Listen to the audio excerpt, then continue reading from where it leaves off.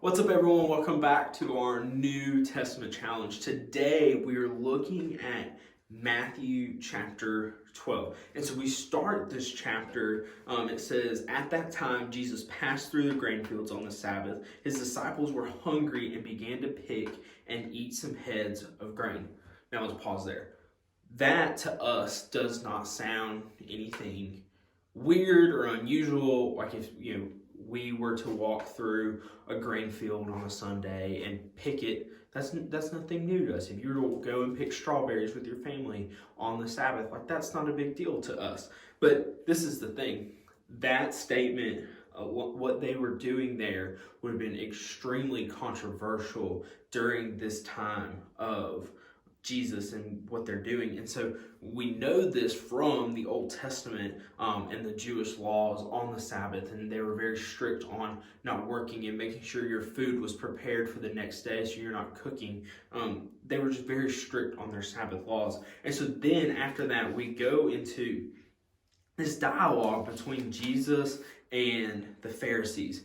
And it's very interesting because the Pharisees are trying to trap Jesus and make him say something wrong, and they're also upset that he is allowing his disciples to work on the Sabbath, which was a huge no-no. And not only were the disciples picking food and working on the Sabbath, but also Jesus goes in and he heals a man. And so we just see this back and forth dialogue between the Pharisees and Jesus and trying to trap him.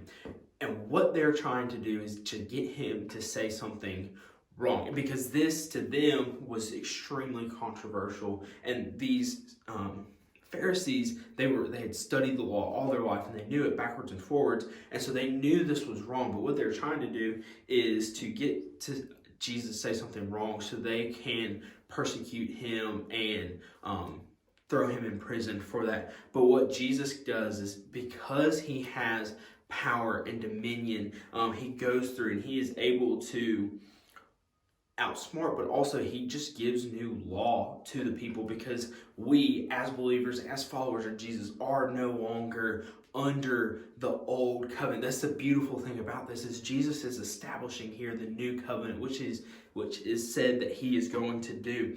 And so here we see the transition from the old covenant to the new covenant. And for us, that is wonderful, because not only do we see here the old covenant with all the strict rules and laws and procedures, and the new covenant not being as strict, but under the old covenant, we would have to go and sacrifice as atonement for our sin. But the beautiful thing, and what we can glean from this and see and be thankful for, is that we are no longer under the old covenant. We are under the new covenant, and because of that, we no longer have to go and sacrifice livestock for our sins, because Jesus came and he did that for us. And so now we no longer have to sacrifice, because Jesus came and was the perfect sacrifice. So as you go throughout your day, be thankful for what Jesus did for you on the cross, because it's the greatest thing that anyone could ever do for you. So I hope you have a great rest of your day.